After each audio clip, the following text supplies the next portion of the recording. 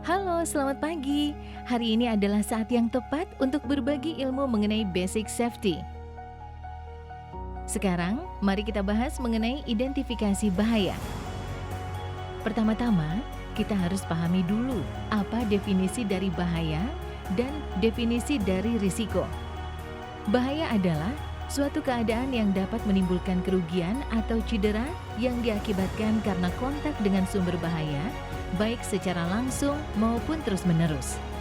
Sedangkan risiko adalah peluang dan atau akibat yang timbul dari sebuah proses yang sedang berlangsung atau kejadian yang akan datang. Jadi, jangan sampai tertukar ya antara kata bahaya dan risiko, serupa namun tak sama. Sederhananya, bahaya adalah faktornya, sedangkan risiko adalah kejadian yang terjadi karena adanya faktor tersebut. Berikut ini adalah contoh perbandingan antara bahaya dengan risiko. Apa bahayanya? Ketinggian. Risiko dari bahaya ketinggian tersebut adalah jatuh dari ketinggian. Contoh lain, jika faktor bahayanya adalah listrik, maka risikonya adalah tersengat listrik. Atau, jika faktor bahayanya adalah api, maka risikonya adalah terbakar api. Setelah memahami bahaya dan risiko, ada 3 hal lain yang perlu diperhatikan. Kondisi berbahaya atau unsafe condition, perilaku berbahaya atau unsafe action, near miss, dan accident. Misalnya, jika ada anak tangga yang rusak, itu adalah unsafe condition. Dan ketika ada petugas yang menggunakan tangga tersebut, itu disebut unsafe action.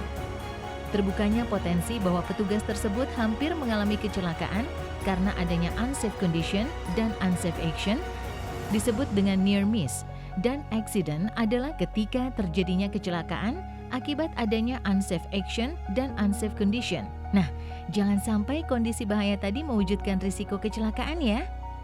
Bahaya itu sendiri banyak ragamnya. Bahaya fisik, kimia, biologis, psikologis, dan ergonomis. Bahaya fisik adalah faktor fisik yang mempengaruhi aktivitas pekerja dan disebabkan oleh penggunaan mesin, peralatan, bahan, dan kondisi lingkungan sekitar. Faktor fisik tersebut meliputi iklim kerja, kebisingan, getaran, radiasi gelombang mikro, radiasi ultra ungu atau ultraviolet, radiasi medan magnet statis, tekanan udara, dan pencahayaan. Bahaya kimia adalah faktor kimia yang mempengaruhi aktivitas pekerja dan disebabkan oleh penggunaan bahan kimia dan turunannya. Paparan bahan kimia bisa melalui beberapa cara sebagai berikut: terhirup, terabsorpsi kulit, tertelan. Bahaya biologis adalah faktor yang mempengaruhi aktivitas pekerja yang disebabkan oleh makhluk hidup. Bahaya psikologis adalah faktor yang mempengaruhi pekerja dan disebabkan oleh hubungan antar personal di tempat kerja. Bahaya ergonomi adalah faktor yang disebabkan oleh ketidaksesuaian antara fasilitas kerja yang meliputi cara kerja, posisi kerja, alat kerja, dan beban angkat pekerja. Untuk mengidentifikasi bahaya yang beragam tersebut, kita memerlukan suatu metode. Di antaranya adalah menggunakan hierark dan JSA. Hierark atau Hazard Identification, Risk Assessment, and Risk Control adalah metode identifikasi untuk meninjau bahaya di suatu proses pekerjaan yang berisiko merugikan bagi manusia, fasilitas, lingkungan, atau sistem secara sistematis, sekaligus identifikasi pengendalian risiko. Sedangkan JSA atau Job Safety Analysis adalah suatu teknik yang dipakai untuk menganalisa suatu pekerjaan secara sistematis untuk bisa mengenali bahaya di setiap langkahnya, sehingga bisa dikembangkan solusi untuk mencegah terjadinya unsafe action.